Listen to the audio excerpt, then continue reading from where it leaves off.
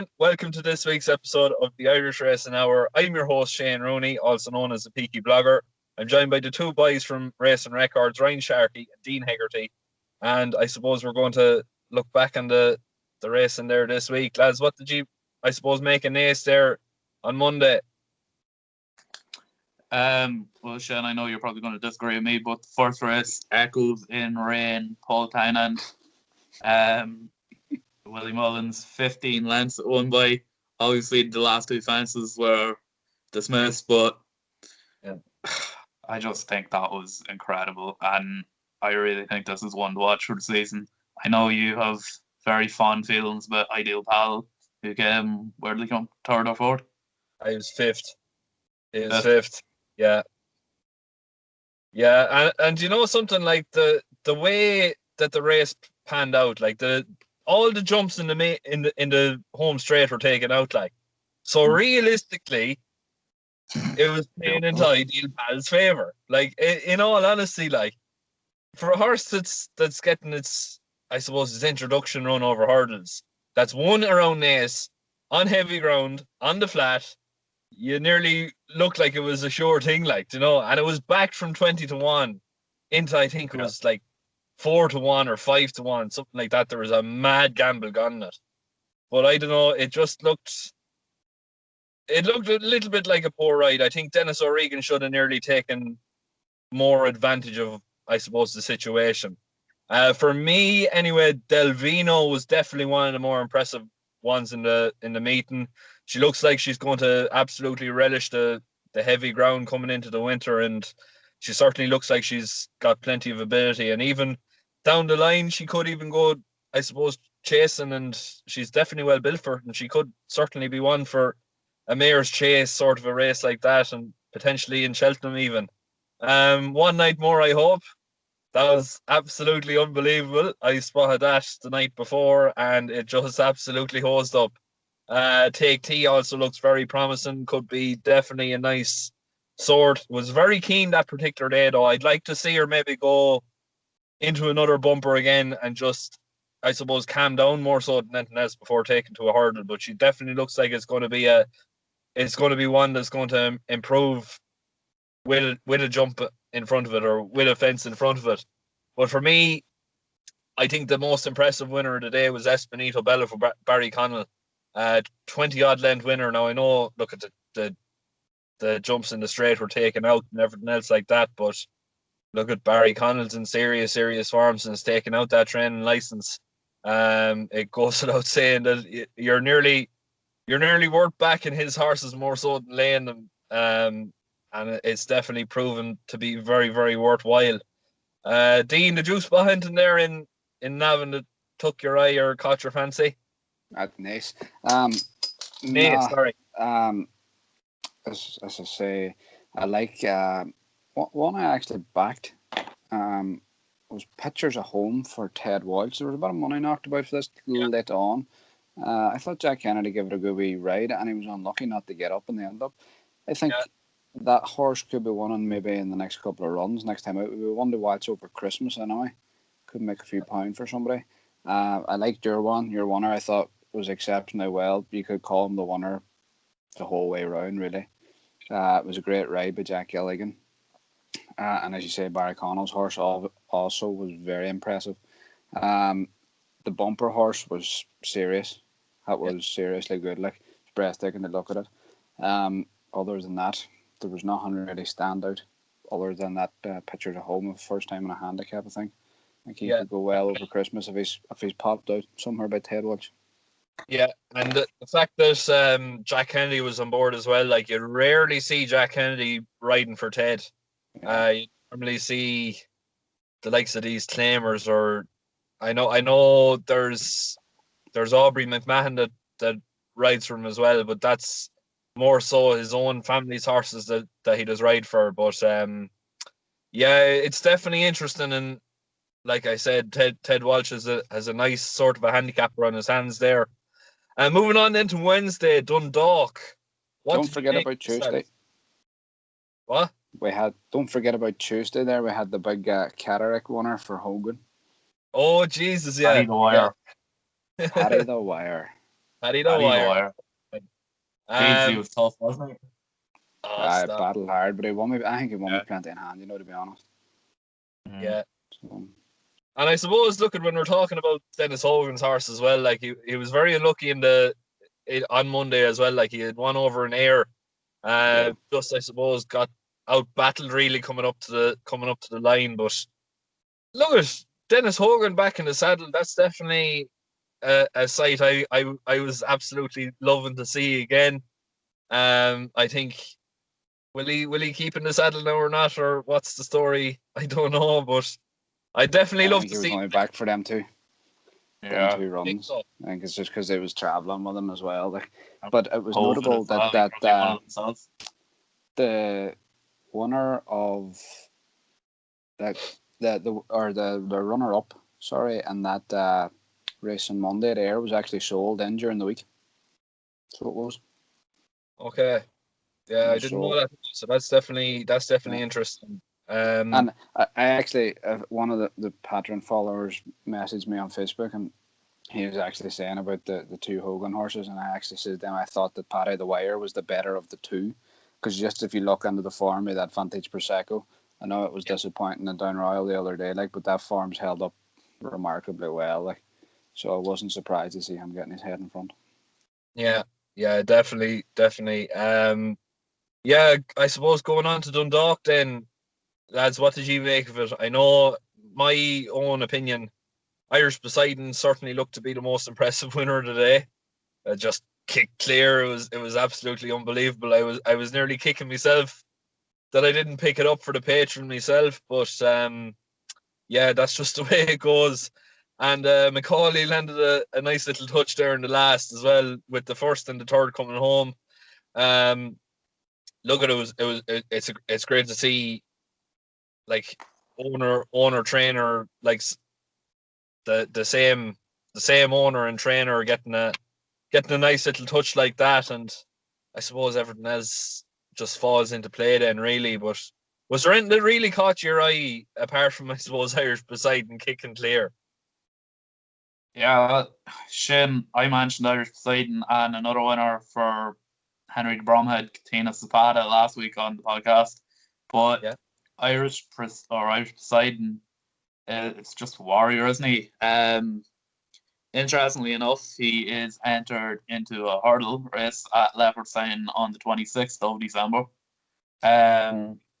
Likes of Final Endeavour, Gallard, Manil, and G-Rex all riding on that, so that's quite a hot race in fairness.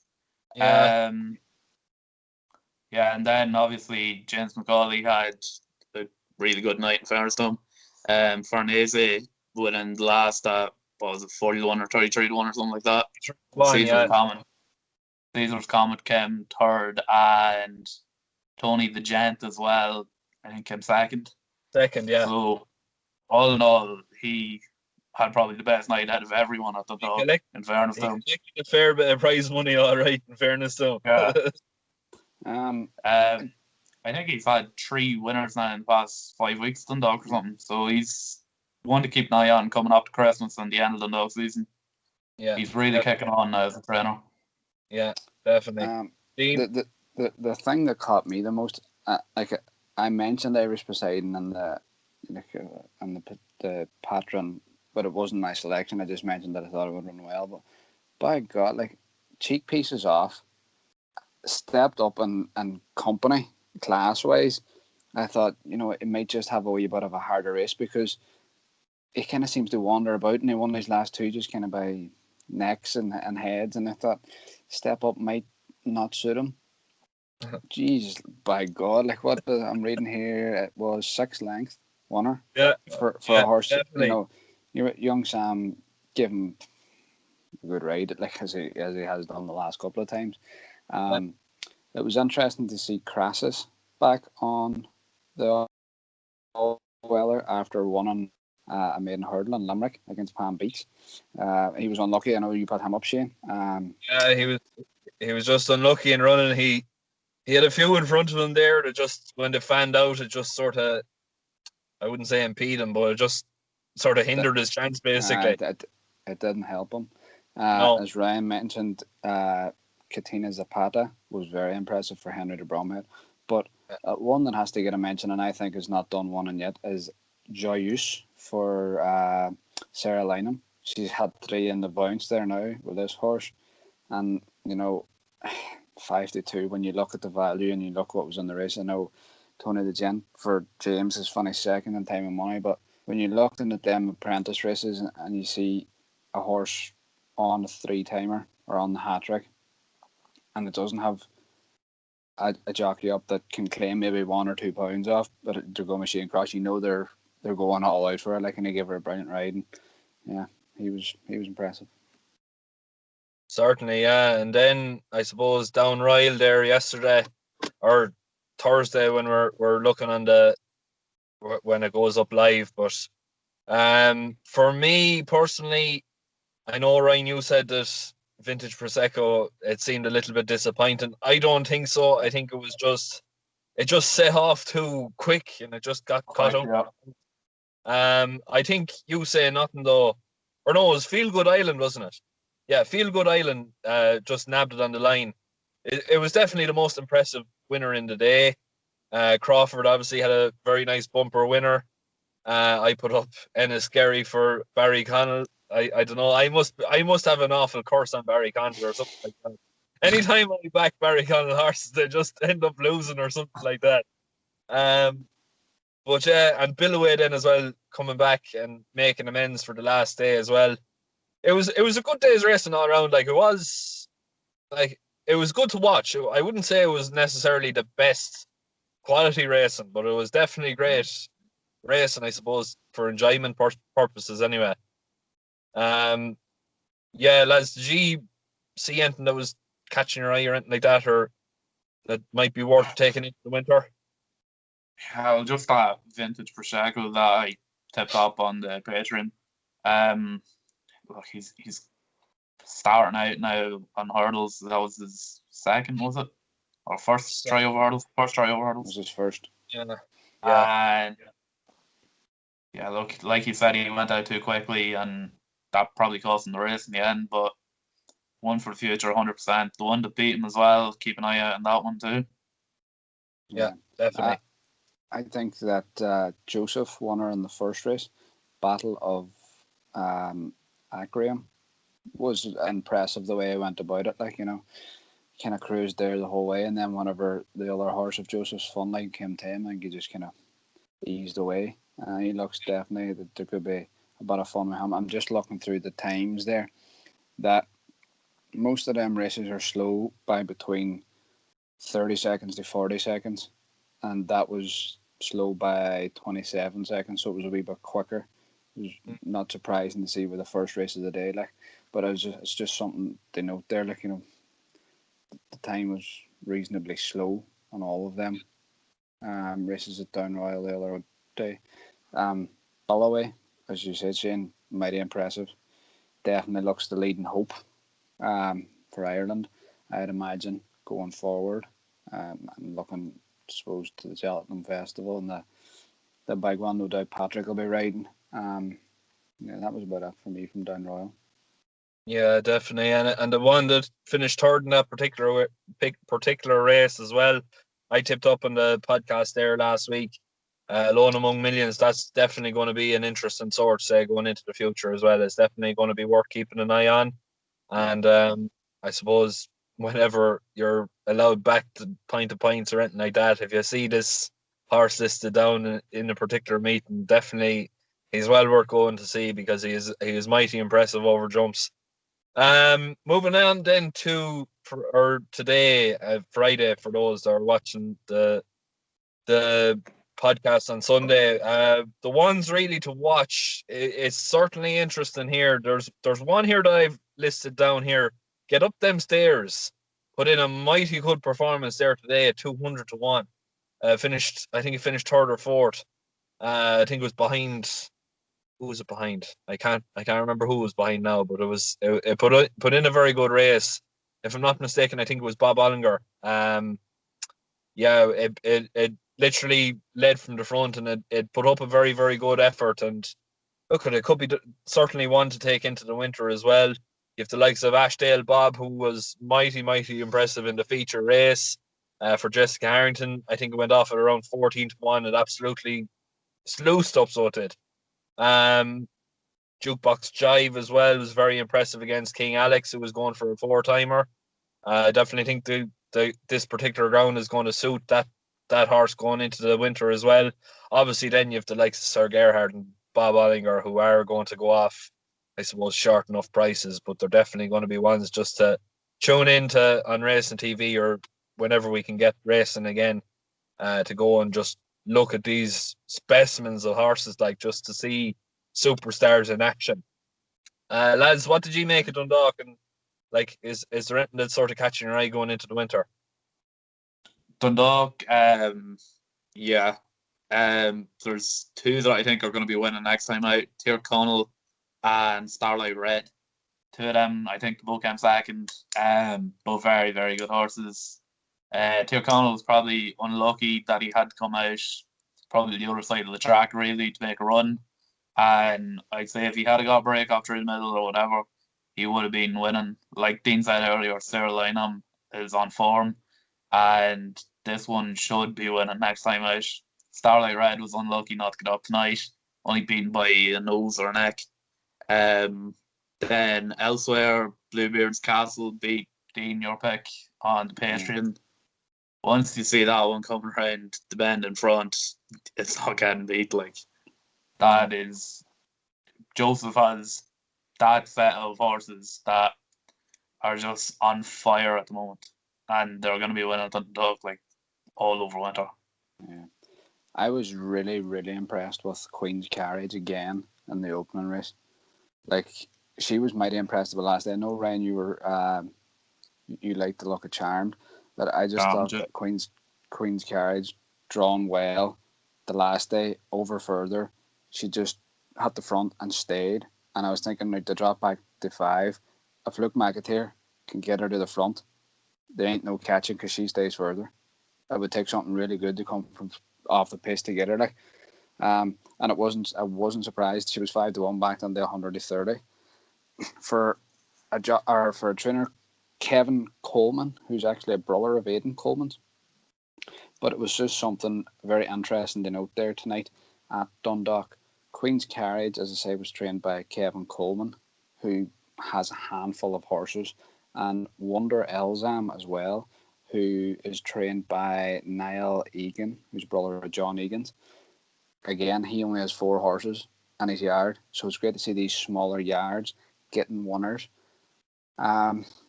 Looking here, Foreign Legion was actually second on Wednesday behind Farness, James McCauley's horse, and has come out and won tonight and won the last day. I think he's definitely one to keep an eye on in the winter. He's only going to keep improving.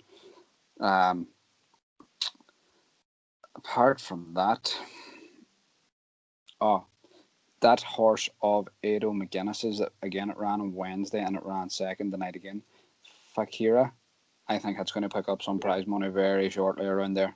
He's been running. Something about that one there, Dean, that has been gambled every single time it's run. I've noticed that every single time that's run, it has been gambled. So the owners are very confident that it's going to win very soon. Like it was, what price was it tonight there? 17-2.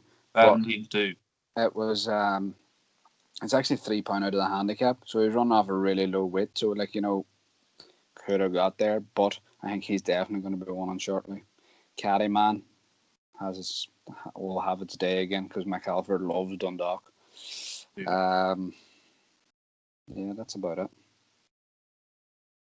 Before we move on to next week or this week, I suppose the upcoming racing, Goshen boys, has your opinion changed? Goshen. Mm-hmm. Yeah, definitely. Yeah. Yeah. I think as a horse overall, he certainly does have talent, and he certainly does have, I suppose, ability more so than talent. But it's just the fact now that we know that he has a tendency to bleed, and we know that he has a tendency to have a few problems as well. It's just getting him back more so right than actually getting him back to go and actually win a race now. I don't think he's. I wouldn't write off like a grade one hurdle or anything like that, but in terms of champion now is definitely it's on the long arm. I don't think he's going to be winning it anytime soon. Yeah, it was just unfortunate there the last time. I was very confident. I says that this horse is the next best thing to sliced bread, and yeah, it didn't really go that way. But yeah, look it's all really about getting the horse back and getting it fit more so than anything else.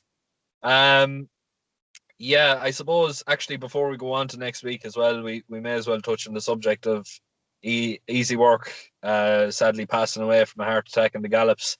Looked like a very good prospect now for the future as well, but look at these things just happen, and unfortunately, it was one of the better novices or one of the better horses going into say hurdle company. Like it's just very very unfortunate, and condolences to connections and everything else like that. Yeah, we may as well move on to next week now. There's not really much racing to talk about, say, going in, because we're going to be doing a Christmas Eve, I suppose, special episode as well with Ronan McNally. That's going to be going up on Christmas Eve as well. And for the patron followers, then there's going to be a giveaway. Then we're going to be picking a name out of the hat and giving, I suppose, one of those patron subscribers a nice little gift going into the Christmas. But yeah, I was just looking up a couple of meetings over in England, say like what Dean does normally do, try and pick out a few Irish horses going over there. Musselburgh on Monday. In the 12:15, Crawford has two runners down as reserves. Now, Largy Princess and Le Mistier. They're definitely interesting ones. Now, my opinion, and I know Dean, you're the very same. Le Mistier definitely looks to be the most interesting one. Now, it's all about, I suppose, whether they get a run or not. That's the big question. But I think, look, there might be a couple that'll drop out and I suppose open the door for them. As well as that, then you've in the 3:15 you've Largy Gift for Crawford again, and John McConnell sends over one. Then Drum Bear, that one could be very interesting. The fact that he's only sort of sending over one now. Look at, he might be sending over a couple on the flat as well. I was only looking up for the national hunt meetings, but it's just interesting. Drum Bear running in the bumper over there is certainly one to catch the eye. And then moving on then to Tuesday, there's only one horse running in the national hunt tracks, and it's Willie Mullins. Purple Mountain running in the 2:35. I reckon this is going to go off odds on, but if it's even close to even money, I am absolutely all over this. Lads, did you see anything there, or what are you looking up for? I have 3 horses wrote down here, 2 for Sunday and 1 for Monday. Waridi and 1 o'clock on Sunday. It's a machine, really, isn't he? Recently, anyway. Won his last 2 hurdle races. Won the last time he went over Chase Fences. Won that convincingly too, Roscommon in August, I think it was. I think that's an absolute huge chance on Sunday. Dean, one that you tipped up before, Says Gold. Sorry, right before you go on there, where is Waridi running? Thurles. Thurles. That's all right. Interestingly enough, I didn't write that. The road to time. Yeah, the people there scrolling through the phone trying to find them. Where's 1 o'clock? Dean, one you tipped up is running at Thurles as well, Says Gold. What do you think of that? Will that make any impact? I think that one's that race. Although there is a good Henry de Bromhead horse in there along with it. But it's interesting that now, listening to Mick Winters after the Cork run, says he reckons Says Gold's best trip is 2.5 miles. She had won in Cork at 3 miles. She's dropped back here now again to 2 miles. She dropped back the 2 miles at Ferry House on her first start this year and absolutely hacked up. She's got bags of speed and stamina, so she's a great mix. I think she'll take all the beating in that. Cappard's on there for Henry de Bromhead. She'll unbeaten in 2 starts. Will definitely have to run well, but I think the form that says Golden McWinters is in at the minute is, I would be all over that. And the 12:30 then at Thurles, I like the look of Eric at 10 for Gordon Elliott, Jack Kennedy. I think that'll take a bit of beating in that as well. That's really my 2 that I have standing out for me on Sunday. Yeah, I didn't actually look at Thurles at all. I forgot. I nearly forgot it was on, to be quite honest. But certainly, Say's Gold, I'll definitely be having a cheeky punt on that anyway, without a shadow of a doubt. But yeah, it turns out to be a fairly decent old card in Thurles coming up to this time of year. I know last year it was. I think I was actually there that particular day. It was a massive fog, and you could literally barely see the winning post from the stand. Now, I don't know if you know Thurles or anything like that, but the stand is literally right in front of the winning post. Yeah. So how in the name of God they're even going to expect racing to go on that particular day is beyond me. But yeah, it certainly looks to be, well, listening to the couple of horses that you've mentioned already, it certainly looks to be a nice sort of a card. Yeah, moving on then to Patron, lads. Look, we've had a bit of a flat spot there the last couple of days, but I suppose in all things perspective, like we're still well over 40 points in profit. It's certainly for a tenner a month, like you're still getting great value for money. I know in the past, like the past couple of days, like haven't really spoken great value for us, but there's still plenty of happy followers anyway, and there's still, I suppose, a great following more so than anything else. Like anytime we have a bad day, like the members are always there and they're like giving us support and everything else like that. So it's great to have, say, good, honest followers as well to be able to give us a bit of confidence when times are tough. Yeah, moving on though to say I suppose the Christmas Eve special that we're going to be doing.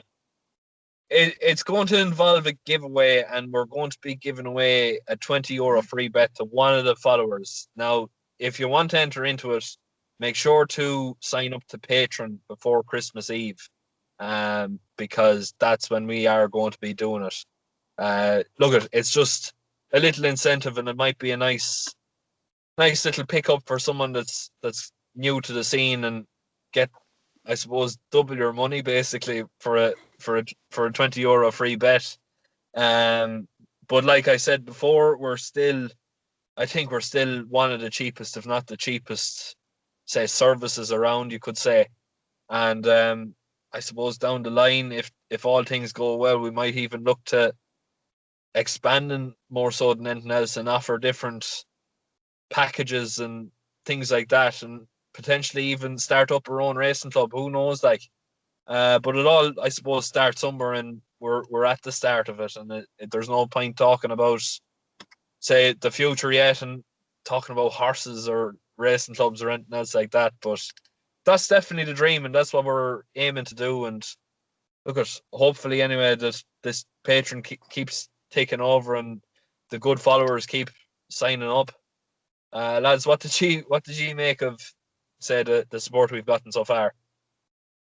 Yeah, it's been absolutely fantastic. Everyone's been great to us. What did we have? The first 14, maybe 15 days were in profit anyway. But it is our 13 out of 14 days or something. We had complete profit or something. No, we've been doing a bit up until the past few days. Really, we've been a bit unfortunate, but we went on a bit of a roll there. We were, I think, 15 out of 16 days in profit, and then 17, 18. Yeah, 17 and 18 there, we just sort of hit a bit of a flat spot. So yeah, look, it just happens really. It doesn't it's not all, I suppose, daisies and roses at the end of the day. We still have, I suppose, bad runs, and hopefully, look at now that Dean got a 5-1 winner, or mentioned a 5-1 winner there today. It might lead to bigger and better things for us. But yeah, look at Yeah. it's only. Go on, Dean. Just on that, Shane, and it's just, you know, it kind of puts us in bad form as well that we can't pick a winner, you know, for the folks. But like some of the folks there that's messaged the page and messaged ourselves, like the winners that we've dished out there so far, some of them have had quite nice bets land, you know, for, you know, larger stakes.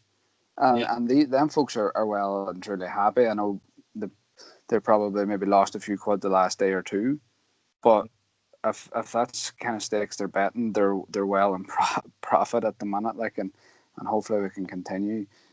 Yeah. You know, as we said, there Queen's Carriage. Kind of, I mentioned it, and I was torn between that and Blackpoint. And stupidly enough, I went with Blackpoint. But a few of the followers actually messaged me saying, you know, great stuff, and they were on a 5-1, like, so that it's nice to see getting a little something back. Yeah, but sure, that's it. Like, but sure, yeah, like we said, like we're over 40 points in profit for the past, I suppose, 3 weeks now. So like for a 1 point stake and to be at 40 points in profit, like that's some going. Well, Like, you look at last weekend, Saturday, Yeah. Sunday. Like, Yeah. we had a 16-1 winner, Yeah. a 7-2 winner, and then a 2-1 winner on the Sunday. You lads didn't fancy anything on the Sunday, so there's only one bet on Sunday, like, and I won from one of Stuart Crawford's. Like, there's 2-1, 7-2, and 16-1 all in the one day, and it's not that. It's, I think we're giving people a different angle. Yeah. And we're thinking outside of their box. Anybody that's following us, because like us picking out runners like Dennis Hogan's going to England, somebody might pass that by and thinking, geez, no, I don't know much about that. Whereas if we're pointing it out and telling them and then going through a bit of form and then they just say, geez, I'll have a look, and they like it and then they back it, then they see why. And you know, that's kind of what we're about, like, and what we want to do. And like we're looking into statistics and percentages and say races that trainers target, or we're looking at all different angles and we're putting hours upon hours study into it. So we're basically doing the hard work so the people don't have to. So they can literally just read up on it and then say, oh, right, okay, we might go for this one. Or if they look into it then they say, oh, Jesus, I don't know, I might go for something different. Like, it's only, I suppose, a matter of opinion. And it's basically it's basically there for those that would be generally betting blind on a good day. The ones that would be there saying, oh, here's a tenner and here's a tenner and here's a tenner. And literally every single race that's on. And that's the quickest way to an empty wallet at the end of the day. We all know it. I know, look at, we've had a couple of bad days, but for the ones that were following us for the past, I suppose, first 2 weeks, like, we were absolutely flying. Like, there was no way that you couldn't be in profit by following our. Like, that's just the way it was. Like, we were banging winners left, right, and center. And they're like, you know, if you're following along and you do, there's at least 3 selections each day. Sometimes they throw on a few other ones that we might like the look of, but like, there's going to be some day or a couple of days, maybe over Christmas or whatever, where we hit all 3 in the one day. And if somebody's got a €5 Trixie on, or you know, a patent on for a couple of quid, they're going to make serious profit off 3 runners. Yeah, that's it. And another thing takes one good day, and that's it. Yeah, that's it. Like, another thing as well we want to mention as well. Like, we've seen different, say, paid tipping sites, and we've looked through them, and we've looked through, say, what sort of winners they're getting. We've made a rule among ourselves, like, not to tip up anything that's less than even money. So, like, we were looking there. I know, Ryan, I think you were looking there one day and you seen one that was tipped up at like 1 to 1 to 5 or Wow. 1 to 6, and It was 1 to 12. they were 1 to 12. Jesus, Yeah. and like they're yippee ki and they're wahooing and everything else like that. We're not about that at all. When we get winners, we get good winners. Like that's the thing about it. And look, sometimes it works, sometimes it doesn't. But when it works, and it certainly does pay to really follow us. Basically, it certainly, when we're all on form, like we absolutely destroy the bookies. That's the way I see it anyway. Like, just like, and I know we've made the rule that evens or above, but I try and avoid that as best as possible, because you want to give the people a little bit of profit. Like, there's the last couple of days there's been a couple of nice ones, like Phillips Hobbs and Johnson had one the other day. It won the first race at Huntington or somewhere like that there, and it was 5 to 4 the night before. You could have picked it easily, but you want to get a wee bit of value. That's why we kind of try and pick one. Well, I try and myself select ones that's maybe on 2 to 1 or above, just to kind of give a wee bit of value for folks. There's no doubt we could pick between the three of us. We could pick 2 shorter priced horses for a double, but that's not what we're about. Like, we're a bit of value, and we want the punters to make a bit of money. Yeah, that's it. Like, that's it. And yeah, I think that's basically it. Ryan, I'm sure when you're putting this up, you'll include a link to the Patreon below in the description and everything else like that.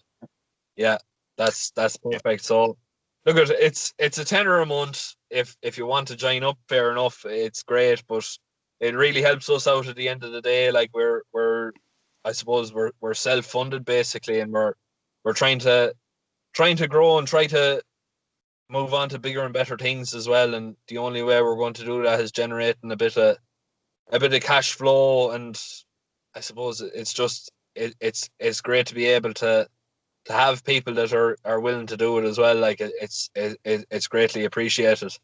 But I think we're nearly at the end of the. Just before you finish there, Shane, too, just for anybody that is looking to sign up to the Patreon, it comes out in the first of every month, isn't that right? Yeah. So you get charged at the first day, the first of every single month. So if you sign up in between, like, you will be charged again on the first of the next month. Yeah. It's not on a monthly basis or whenever you sign up, unfortunately.